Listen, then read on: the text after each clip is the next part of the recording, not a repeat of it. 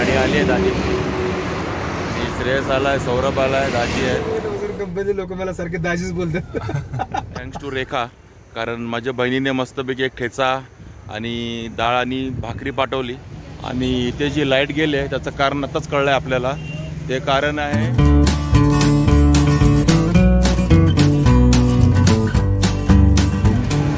हाय नमस्कार मित्रांनो, मी अशोक बाबर तुमच्या सगळ्यांचं स्वागत करतो आपलं मराठी यूट्यूब चॅनल अशोक बाबर फॅमिलीच्या एका नवीन व्हिडिओमध्ये. तर मित्रांनो, मी आता आहे कळव्या नाक्यावरती आणि मी निघालो आहे माझ्या गावी आवंडीला. आणि अचानक हा प्लॅन ठरला आमचा आणि मी आता सकाळी निघालो आहे. आता ह्यावेळेला आमच्या गावी जायला कुठली लक्झरी बसेस वगैरे नसतात. माझा जो प्लॅन आहे गावी जाण्याचा, तो इथून मी जाणार आहे पुण्याला. तिथे मला भेटणार आहेत माझे दाजी, ते तुम्ही आपल्या सातबाराच्या ब्लॉगमध्ये बघितले असतील.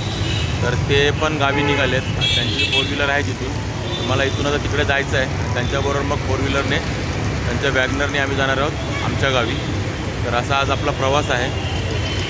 आणि हा प्लॅन एकदम सडनली ठरला. म्हणजे सकाळी 9 वाजेपर्यंत माझं काही फिक्स नव्हतं की जायचं आहे की नाही जायचं. त्यांचं फिक्स होतं पण माझं काही फिक्स नव्हतं. आणि मग म्हटलं आज सकाळी 1-2 कामं पटापट आटपून म्हटलं जाऊया, कारण आमच्या गावी आता थोडे 1-2 प्रोग्राम्स पण आहेत. तर आता आपला प्रवास खूप वाया असा होणार आहे, कारण आपलं कुठलंही फिक्स नाही आहे की कसं जायचं ते. कारण ट्रेनची तर अवेलेबिलिटी नाहीच आहे आपल्याला इथून तिकडे जाण्यासाठी, पुण्याला जाण्यासाठी. कारण ह्या वेळेत दुसरी गोष्ट म्हणजे आपलं कुठे बुकिंग वगैरे नाही आहे एस टीचं वगैरे. आता एस टी कुठली एस टीची बघायची आपल्याला इथे, किंवा मग एखादी गाडी जाणारी असेल तर हात दाखवा, गाडी थांबवा आणि जावा. म्हणजे लोकल कोणी जाणार असेल पुण्याला तर त्याच्या मार्गे आपण जाणार आहोत. तर हा इंटरेस्टिंग होणार आहे आपला प्रवास. आपला कळवा ठाणे ते आपल्या गावचा आवंडीपर्यंतचा वाया पुणे. म्हणजे दाजी भेटणार आहेत म्हणजे तिकडून पुढे मग निवांत आहे आपल्याला 4 व्हीलरने जायचं. तर चला मग आता आपण सुरू करूया आपला प्रवास कळवा ठाणे ते आवंडीचा. आणि मी कसा काय जाणार आहे, काय कुठली गाडी भेटते ते तुम्हाला पुढे पुढे कळत जाईलच.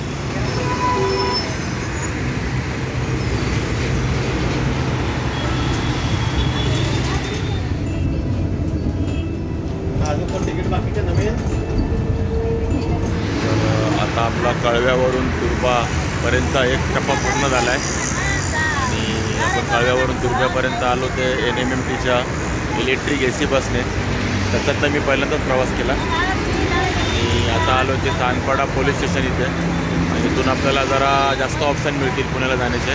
ते प्रायव्हेट कार्स पण मिळू शकतात आणि ST शिवशाही हे पण मिळू शकेल. म्हणून आपण इथपर्यंत पुढे आलो आहे कळव्यावरून इथपर्यंत. तर बघूया आता इथून पुढे आपल्याला काय मिळतं ते पुण्याला जाण्यासाठी. आता आपल्याला मिळाली आहे प्रायव्हेट टॅक्सी आणि सानपाडा पोलीस स्टेशनला ऑलमोस्ट एक दीड तास मी उभा होतो, पण कुठली ST वगैरे आली नाही. ST चालू झाली असं सांगितलं आहे, पण अजून काय तेवढे फ्रिक्वेन्सी नाही आहेत. त्यामुळे जी आता आपल्याला प्रायव्हेट कार मिळाली त्याने आता आपण चाललो आहे वाकडपर्यंत. आणि तिथे आपल्याला आपली दुसरी गाडी पिक करेल, म्हणजे जिच्याने आपण गावापर्यंत जाणार आहोत. तर चला आता हा प्रवास असा आपला पुढे चालू राहील गावापर्यंत. हळूहळू असंच तुमच्याशी मी गप्पा मारत पण राहील.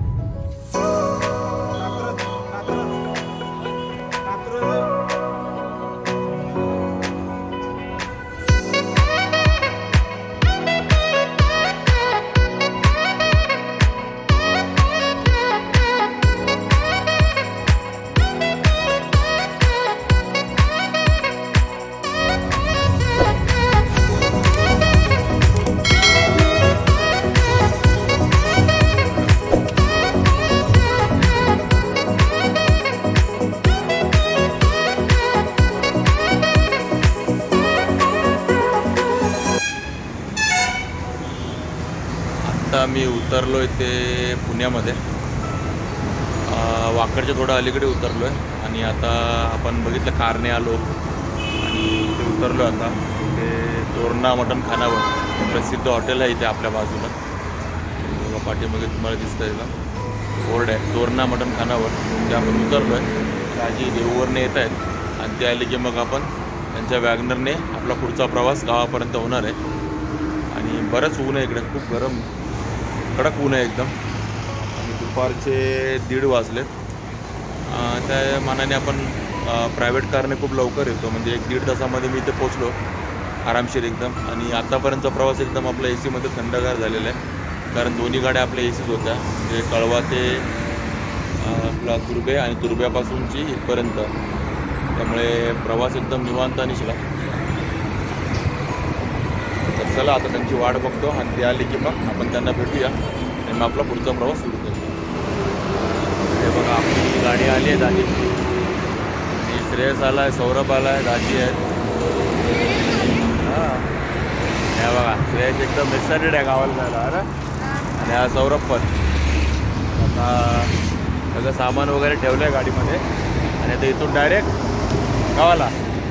चला चला मग दाजी आता निघूया. जाम ऊन आहे ना. जाम ऊन आहे. एसी लावायचं निघायचं. एसी लावायचं निघायचं. माझं नशीब चांगलं होतं, मला तिन्ही गाड्या एसी वालेच भेटल्या. म्हणजे पहिली बस पण एसी वालीच भेटली, तिथनं कार पण एसी वालीच भेटली आणि आता आपली गाडी ती एसीच आहे. आणि जास्त ताण लागली तर मग फ्रीज पण आहे. गार पाणी पण आहे. हा पाण्याचं गार पाणी जार आणले. ओके चला मग आता पुन्हा आपण सोडूया हळूहळू, कारण पुढे ट्रॅफिक नसेलच आज ना. ट्रॅफिक सुट्टी आहे ना आज. नाही दुपारची वेळ आहे सुट्टी, त्यामुळे ट्रॅफिक पण नसेलच.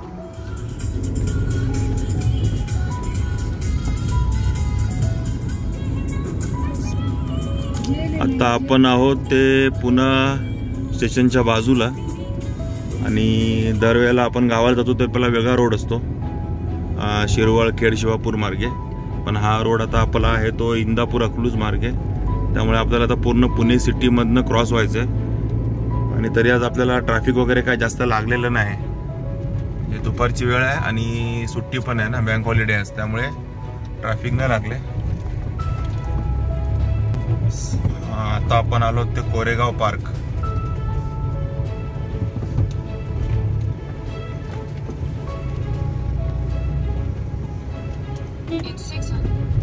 Pune camp area. हा पूर्ण पुणे कॅम्पचा एरिया. आणि बघा ना, आणि रस्त्याच्या पूर्ण दोन्ही बाजूने ना मस्त हिरवीगार झाड आहेत.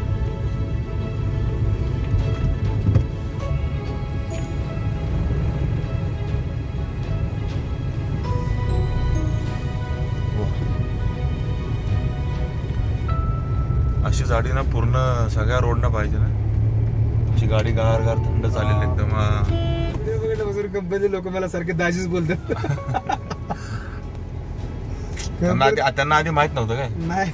ओके दाजी चला म्हणतो. अरे श्रेयस जेवण आणलंय का? मला भूक लागली आता. हा काय घेऊन आलं जेवणात? चपाती आणि भाजी. कसली भाजी आहे? चपाती, बाजरी, भाकरी, बर डाळ कांदा.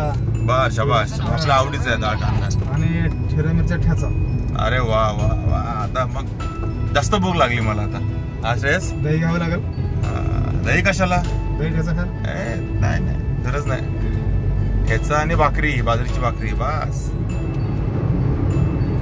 आता आपण पुण्यातनं पूर्णपणे बाहेर पडलोय आणि आता आपण लागलो ते सोलापूर हायवेला, पुणे सोलापूर हायवे. आणि तुम्ही बघता आता इथं मस्त रोड आहे, डबल लेनचा रोड आहे. आणि मस्तपैकी गाडी चालली आपली फुल स्पीडमध्ये. 80-100चा स्पीड मेंटेन आहे आपला. आणि आता असं गावसारखं सगळं दिसतंय बघा. इकडे ऊसाचे मळे बाजूला.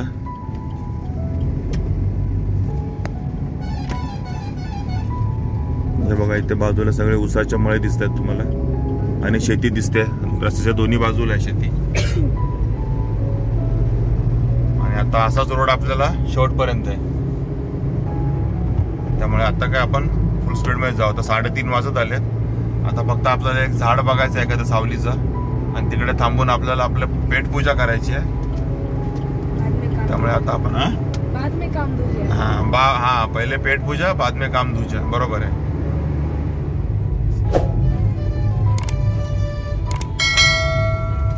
हॉर्न भारी वाजवला आहे. पुण्यावरून निघाल्यावरती सोलापूर हायवेला आपल्याला पहिला टोल नाका लागलाय पाटस इथे.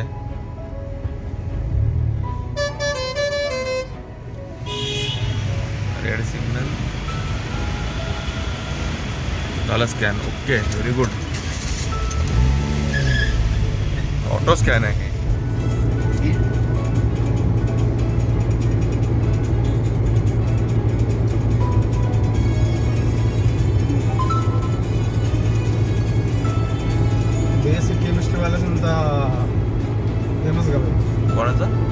BSc केमिस्ट्री मध्ये. ओके. का सगळ्या औषधाची कंपनी इथे का? टोटल सिप्ला वगैरे कंपनी सगळे येते कुरकुमला. हा एरिया सगळा टोटली सगळा ह्याचा औषध कंपन्यांचा. ओके. ही सिप्ला कंपनी आपले ह्याचे जे कोरोनाचे डोस सगळं तयार होतात सिप्लाने घेतो इथे का? ओके. म्हणजे आपले कोरोनाचे डोस इथे तयार झाले सगळे. आपल्याला चांगलं नॉलेज मिळालं दाजींकडून. तर आपल्याला काय माहिती होतं आपण आता आपण आलो ते कुरकुम इथे आणि म्हणजे कुरकुमला पोचलो आहे आणि CNG भरण्यासाठी आपण इकडे थांबलो आहे आणि आता CNGला तर बरीच लाईन आहे. तोपर्यंत जरा आपण पेटपूजा पण करून घेऊया, जेवून घेऊया. आणि पाठीमागे बघता मस्तपैकी आपण रानामध्ये आलो आहे जेवायला आणि पेट्रोल पंपच्या CNG पंपच्या बाजूलाच हे रान आहे, ओपन रान. आणि मस्त चिंचेचं झाड आहे आणि या झाडाखाली सावली पण आहे आणि मस्तपैकी आज आपल्याला झाडाखाली बसून जेवणाचा आनंद घ्यायचा आहे. तसं रानात जेवतो ना आपण गावाला तसं काय थोडं बरोबर ना? तू पण जेवणार ना थोडं? तू पण जेवणार ना? येस. तर चला आता आपण जरा पेटपूजा करून घेऊया. बराच वेळ झाला म्हणजे ऑलमोस्ट 3:30 पावणे 4 होत आलेत आणि जेवूया आणि जेवल्यानंतर मग आपण परत इथून निघूया. तोपर्यंत आपले दाजी ते CNG भरतात, ते CNG भरून येतील तोपर्यंत. आणि बरीच लाईन आहे, त्यांना पण अर्धा तास तर जायलाच ना आरामशीर. तर त्यामुळे तोपर्यंत आपण जेवून घेऊया कारण ते ऑलरेडी जेवून आलेत घरून, आपलं जेवण बाकी आहे. तर हे बघा रानात बसून आपण काय जेवतोय. बाजरीची भाकरी, डाळ कांदा आणि आपला सगळ्यांचा आवडता ठेचा. आणि बघा सौरभ पण, श्रेयस पण बसलाय, सौरभ पण जेवतोय आणि आपल्याला कंपनी देतात ते बरोबर ना? हां. चला मग आता खूप भूक लागली आहे, सर्व जेवण संपतो आणि मग आपण बोलू. मस्तपैकी पोटभर जेवण झालं आता आमचं.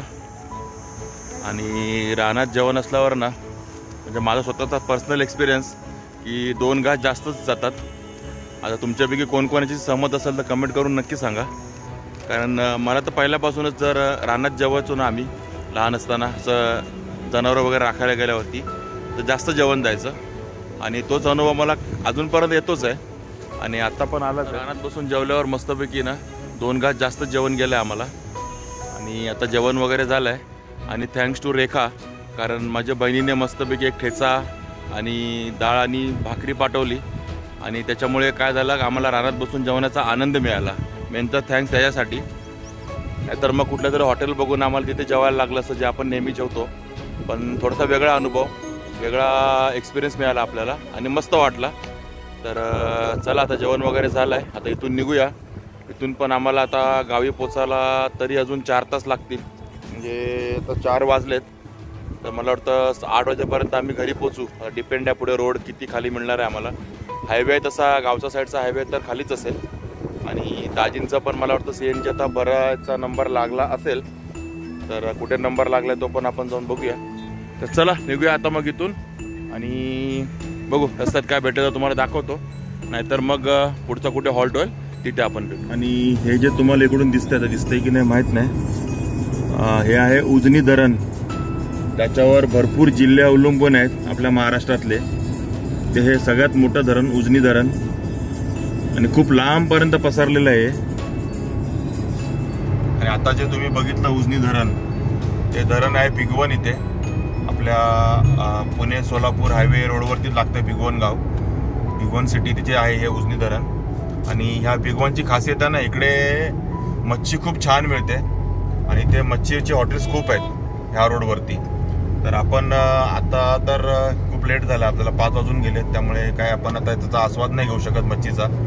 पण जाताना आपण नक्की ट्राय करू इथे मच्छी थाळी खाण्याचा, कारण दाजींनी सांगितलं की खूप छान मच्छी थाळी मिळते इकडे आणि 3 प्रकारची मच्छी मिळते. तर जाताना आपण नक्की ट्राय करू ही.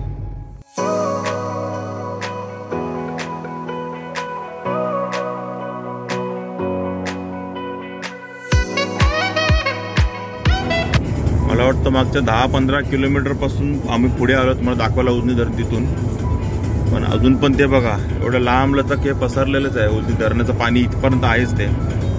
किती मोठा तलाव आहे हा आणि ह्याच्यावरती ते धरण आहे, उजनी धरण. बघा हे तुम्हाला तर क्लिअर दिसेल. शूटिंग झाली हे बघा. हा यार्ड लागलंच ते पाण्यात उडी मारलेली तिने. ओके, यार्ड लागलं गाण्यात जो पहिल्यांदा पाण्यात उडी मारतो ना त्याचं शूटिंग इथेच झालेलं आहे, सैराट पिक्चरचं.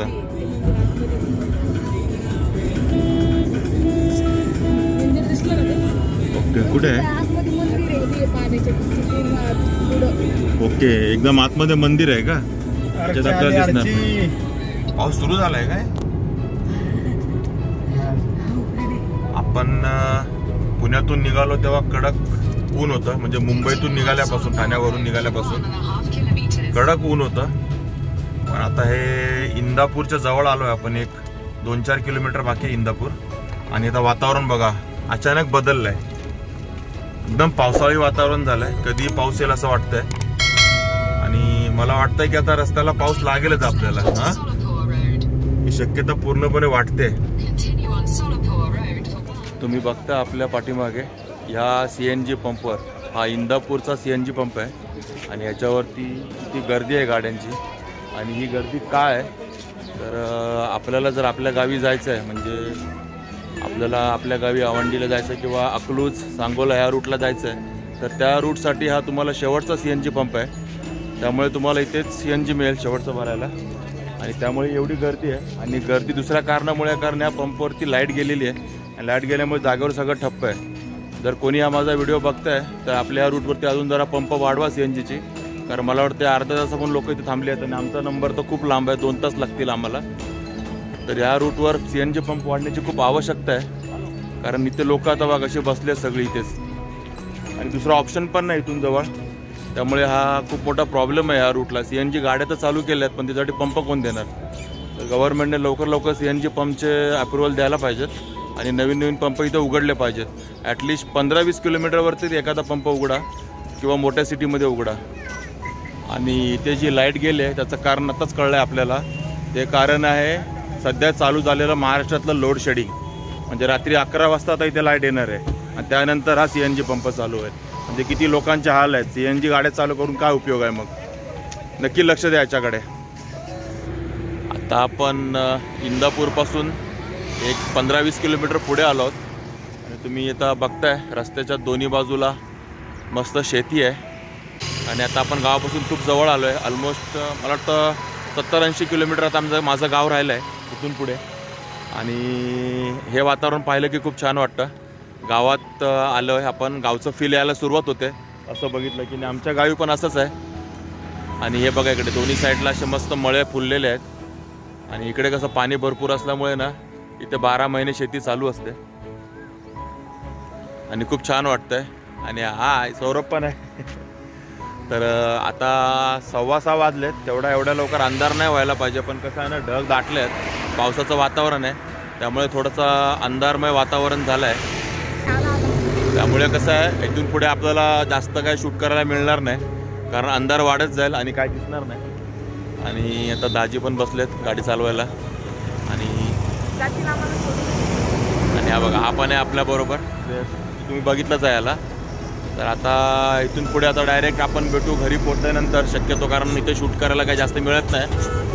तर चला मग आपला प्रवास असा चालू ठेवूया. काय मध्ये थांबलो तर तुम्हाला नक्की गप्पा मारतो. जोगेश्वरी मिसळ ना हे पुण्यापासून आपण हिचे बोर्ड बघतो, हिचे एवढ्या ब्रांचेस आहेत अनलिमिटेड. कंटिन्यू 10-12 किलोमीटर झाले की आहे जोगेश्वरी मिसळ.